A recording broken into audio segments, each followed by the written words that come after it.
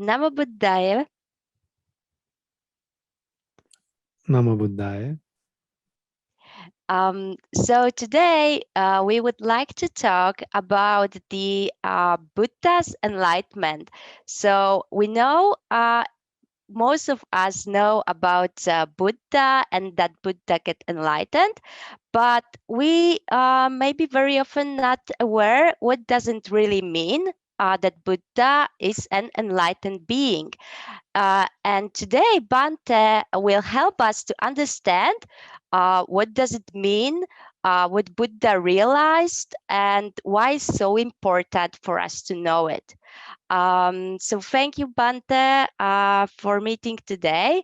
And we will be very happy to hear about this topic from the Bante. Okay.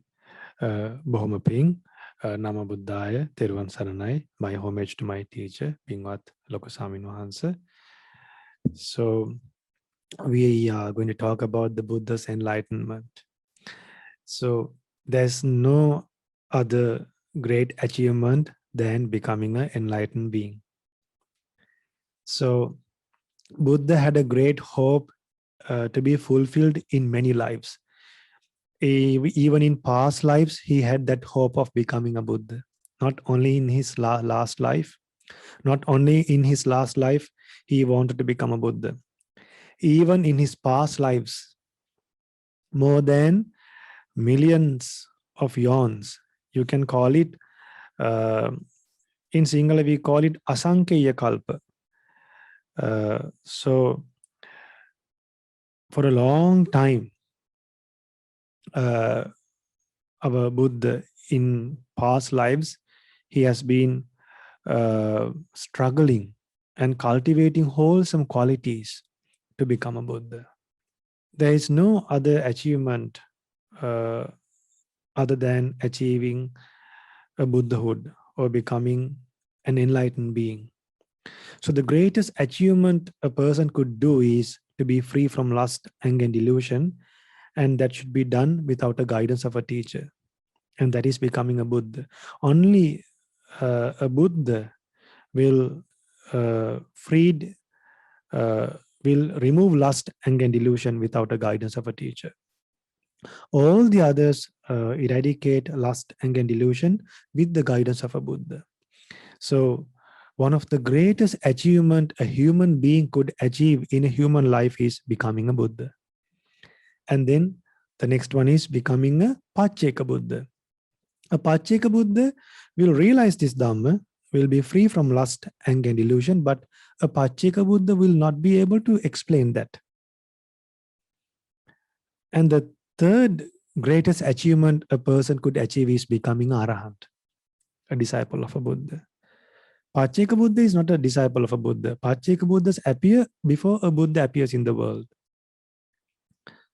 So after a Buddha appears, Arahants will appear after hearing the Dhamma from a Buddha. So Buddha had a great wish to become a Buddha. Even in past lives, even in his past lives, he wanted to become a Buddha. And Buddhas appear as a rare occurrence. So Buddha did not teach us or encourage us to become Buddhas. Buddhas encourage us to become disciples and to realize this Dhamma in this very life itself. But some meritorious, special, great human beings like Buddhas, they dedicate their life to become a Buddha and to help many beings. And for that, a Buddha, so before becoming a Buddha, we call him a Bodhisatta. A Bodhisatta is a person who is going to become a Buddha. So this journey was started one day when our Bodhisatta, when he was traveling in a ship, he was going with his mother. And after 6 days of sailing, the ship broke. And then this young boy, he thought, well, he was looking for the mother. When everyone was struggling to survive themselves, this boy was looking for the mother. And then he swam in the deep ocean, in the deep of the ocean, in the middle of the ocean. He swam, and then he found the mother. And then he kept the mother on his back. And then in the middle of the ocean, imagine the ship has sailed for 6 days. It's a ship. A ship has sailed for 6 days, and now he is thinking of taking the mother to the land, to the shore. Can you even imagine? When everyone was struggling to save their life, he was struggling to save the mother's life. Then when he was keeping the mother on his back and swimming towards the land, what happened? A great Brahma saw this incident, saw what this great man was doing. And then this great Brahma thought, only a person like this can become a Buddha. And then that Brahma gave that idea to that young boy. That Brahma was able to send that idea to that boy's mind. Now that's why, Aga, sometimes demons give us bad ideas. Just like demons give bad ideas, devas, Brahmas can give us good ideas to our mind. Now sometimes people hit each other, sometimes like all of a sudden nowhere people do bad things. Sometimes maybe it's because of an influence of a demon or a ghost. Now here this young boy, when he was swimming up currents, he got this idea, one day I will, just like I'm saving my mother, I will escape. I will help many beings to escape, not from this ocean, but from the great suffering that people will meet again and again in each and every life they are born again and again. I'll help beings not just to cross over the sea, I'll help beings to cross over the sufferings they go through in life again and again. I will help beings to overcome birth. The reason for death is birth. And then while he was swimming, he swam, and then devas got him closer to the land, and then he took the mother. He was able to take the mother to the land. And after he took the mother safely to the land, the mother was taken to the land, and then the mother was safe, and the mother was saved, and the mother blessed the child, saying, "May my son become a Buddha one day." That was truly a blessing. So this young boy was thinking, whatever I thought, my mother is blessing me. Whatever I expected, my mother is giving me. And then he thought, I will become a Buddha one day. Now, in that life, that young boy has never heard of a Buddha before. Even that mother has not heard of a Buddha before. But then those thoughts came to that mother's mind. That is the greatest achievement a person could achieve as a human being. Imagine worshipping such a person.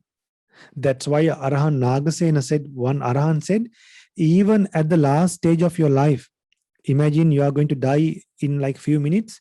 If you think of one quality of the Buddha, even that great merit, that recollection is enough to be born among devas. That much a Buddha is powerful. And then from that day onwards, he dedicated his life to become a Buddha. And then he donated eyes, he donated his bodily organs, he donated sons, he donated his wife.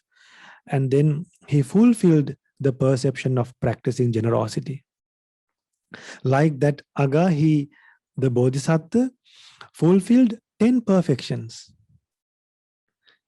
He practiced 10 perfections to become a Buddha. And then on his last life, when he was born in the royal family, when he was born in India, at the age of 29, around at the age of 29, 27, he saw these 4 signs. He saw these 4 signs. He saw a sick person. He saw an old man. Then he saw a dead body and a monk. And after seeing these 4 signs, he thought, well, being a prince and then he was going to become a wheel-turning monarch. That means a king to the whole world. But then he thought, I am not exempt from old age. I am not exempt from diseases. I have not gone beyond death. So even though I'm born in a royal family, I have not gone beyond these things. So I should find a way to go beyond these problems. And then he saw a monk, and then he became a monk, and he thought of finding a way to become a Buddha, to overcome all these sufferings and to help other beings to overcome these sufferings. And at the age of 29, he gave up the royal family. He was married to the most beautiful girl in India. And then he gave up the royal palace. And then after living in a royal palace, he had 3 palaces for 3 seasons. And then he renounced. And then the day he gave up the royal family, after giving up the royal house, for 7 days he was living in the forest. After that he was living in the forest for 7 days. After giving up the royal house, for 7 days, the first 7 days after giving up the royal palace, for 7 days he experienced the happiness of monk life.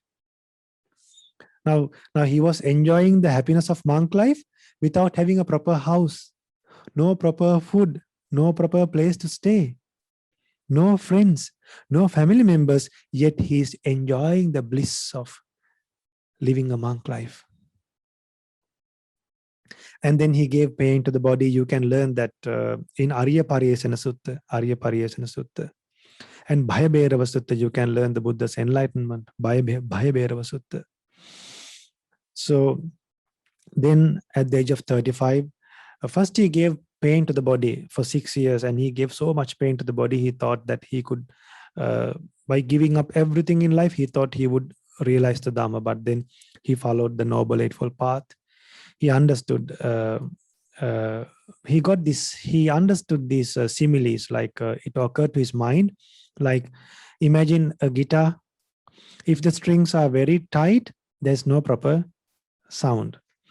If the strings are loosen, there's no proper sound. It should be moderate, just like that.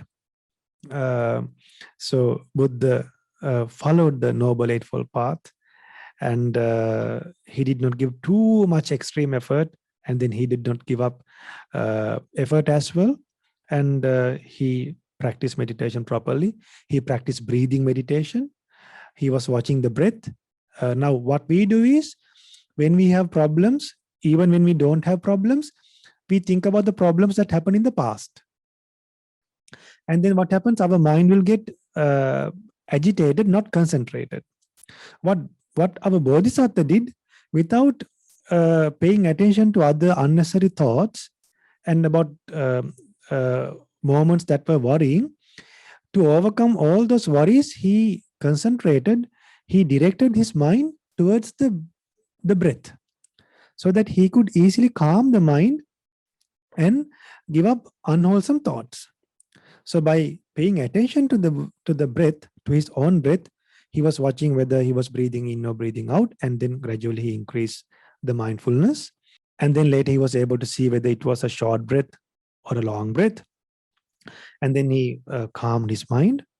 And then he was able to further develop his mind to see his past lives. And then he saw, now our minds are covered. We can't see the past lives. Now some people think that they are born as human beings again and again. No. When he was able to obtain the first knowledge of seeing the past lives, he was able to see that he was born as animals, as devas, then once in the hell, then once as a demon, once as a beggar. Like that, he saw the variation of the birth. Then further, now is there anything to get attached when we know that we don't have a stable life in each and every life? Don't we get detached? We get detached. We don't get attached, right? Because we know that this life is not stable. There's nothing to become proud. Then now gradually, by getting these knowledges, by attaining these knowledges, gradually he's getting detached. He's getting detached. And then further he was thinking, is it only me like this? Then he thought, then he was able to see the passing away of other beings. What happens to beings after they pass away? He saw the destiny of other beings. Chutupapata jnana. What happens after people die? Then again he saw, oh, beings are born and dead in various places. Now, Aga, even in Poland, like when something happens, where do you go? You go to friend's house or to the mother and father's house? Mm, the What is the most safe place? The parents' house or parents' house, the parents' most house? safe place. So Yeah. wherever we go, we end up going to the parents' house. Like that, beings, like animals or human beings, most of the time they are born in animal world, hell, ghost world, and titan world, not mostly in human world. Just like they go back to the father's house. While a lot of people are doing bad deeds. Then what happened? Then Buddha further developed another knowledge, that is asavakya jnana. So at the first watch of the night, he was able to see the past lives. At the middle watch of the night, he was able to see the birth of other beings, the destiny of other beings. And then in the last watch of the night, he was able to abandon all the bad thoughts in the mind, and then he was totally free from all the defilements and taints. And in the last watch of the night, by realizing everything what he taught during the 45 years, by realizing he understood and realized everything on that moment, whatever he taught for 45 years, he realized on that occasion, and he became a great Buddha for the whole world. And he became the greatest person, the greatest person, the peerless teacher who can tame any being in this world with great compassion, and then who could help beings to overcome suffering forever. And by illuminating the whole earth, and by illuminating the entire world system, by radiating and by quaking the whole world, he became a Samma Sambuddha out of compassion towards many beings, many devas, humans, and Brahmas. Out of compassion towards many living beings, the Bodhisatta became a Samma Sambuddha on a Vesak full moon poet day. Sadhu, sadhu, sadhu. That was a very beautiful explanation, Brahma Pinbanta, for this summary of the Buddha's life. I think what it's worth to remember is that the Bodhisatta, that means the being that strive to be a Buddha, it's not just one event that he sits, meditate, and there is enlightenment. So this is very important that this being strive for many past lives, uncountable even number of past lives. He improved his qualities, 10 perfections, to be a Buddha. So it's not just one event, it's just a very long process that takes this being, marvelous being, to finally get enlightenment. Yes. So I think that's Yeah, very important, that it takes very long time, and it's very like energy, effort, enormous qualities to get to this point to be yeah. able to get enlightened. Yeah, Aga, we should discuss the 10 perfections in one of the upcoming programs. It's amazing his 10 Mm, perfections, the 10 perfections. mm, He practiced 10 perfections in an amazing way. Like the way he practiced generosity, was like turning a pot upside down. Imagine there's a pot, there's water in a pot. Just like we turn a pot upside down, he gave things to others. Like when you turn a pot upside down, there'll be no drop of water remaining. Not a single drop of water remain. Like that, he donated. That is just one yeah. perfection. Mm. And that's very important, because then it helps us to understand why Buddha and his enlightenment is so important and it's so extraordinary. When Extraordinary. we when we can understand these 10 perfections and we can compare to ourselves how much we are generous and how much we are have loving kindness and so on. So it's then helps us to really understand, I think, and get the trust and follow the Buddha's teachings. Aga, to make this discussion more interesting, I'll tell another perception that another perfection Buddha practiced, uh, truthfulness. One of the great perfection was truthfulness. So the simile to explain the way the Bodhisattva practice truthfulness is, there's a special animal called, there's a special deer. That deer has a beautiful tail. That deer has a beautiful tail. So the nature of this deer is, suppose by any chance if this deer get trapped somewhere, this deer's tail gets trapped somewhere, like another animal might try to run away or escape even if the tail get damaged. Imagine while these animals, when they run away, sometimes their tail get trapped in trees and in traps. But this particular deer, he will never move around or never try to run away or damage its tail, even for the sake of its life. That's the nature of that deer. That much that deer loves its tail. In the same way, our Buddha, not even for the sake of life, he told lies. Not even for the sake of life, he broke the precept of abstaining telling lies. That's how we practice truthfulness. So there are, for all the 10 perfections, there are 10 similes.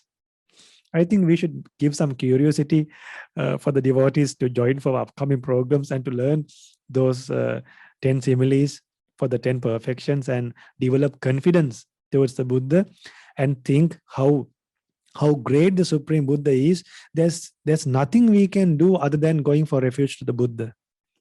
There's nothing great in this world other than the Buddha, Dhamma, and the Sangha. An amazing being who was able to see our mind. The Buddha was able to read our mind and teach exactly what we should learn to be free from lust, anger, and delusion. There was no living being who had so much compassion, loving kindness. And Aga, I'm so happy to explain these things. I can't stop this, honestly. The way the Buddha's compassion and loving kindness arose was amazing, Aga. I don't have enough vocabulary to explain his greatness, his great abilities.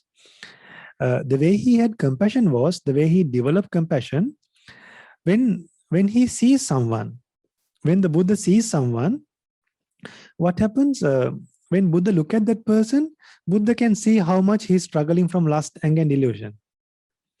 And then Buddha knows about his nature as well. And when Buddha knows that he himself is free from lust, anger, and delusion, and when he see people who are suffering from lust, anger, and delusion, he feel very compassionate towards those people. He feel very compassionate towards those people who are suffering from lust, anger, and delusion. Then he feel like helping others. Now we don't have that compassion, because now what we have is we help others sometimes to get something in return. Sometimes just as a hobby or to feel happy. But the reason Buddha helped was, Buddha saw the exact problem, what people are going through. And Buddha had gone beyond those problems. And then he had real compassion to help others. No expectations. From where else we can find a person like this? From where to find a person like this? In which world? In which country? Therefore, may my homage be to our Gautama Supreme Buddha. It will be 2,565 years after his passing away. May our homage be to the Supreme Buddha's great birth, great enlightenment, and the great passing away. And may our homage be to the Buddha. And may we realize the Four Noble Truths in this Gautama Buddha's dispensation. And may we celebrate Vesak in a very meaningful way.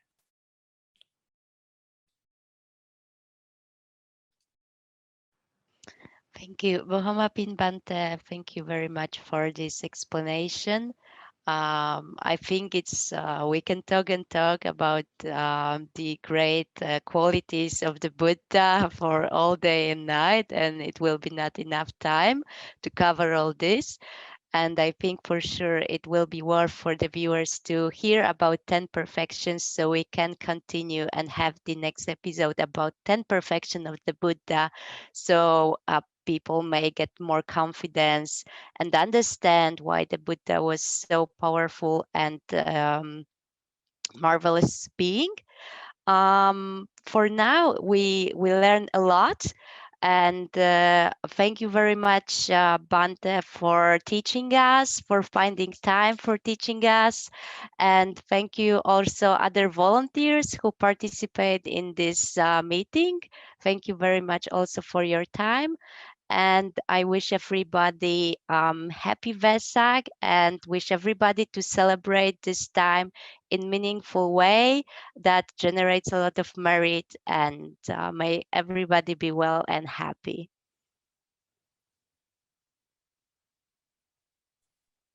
Take care. Happy Vesak. Namo Buddhaya. Namo Buddhaya.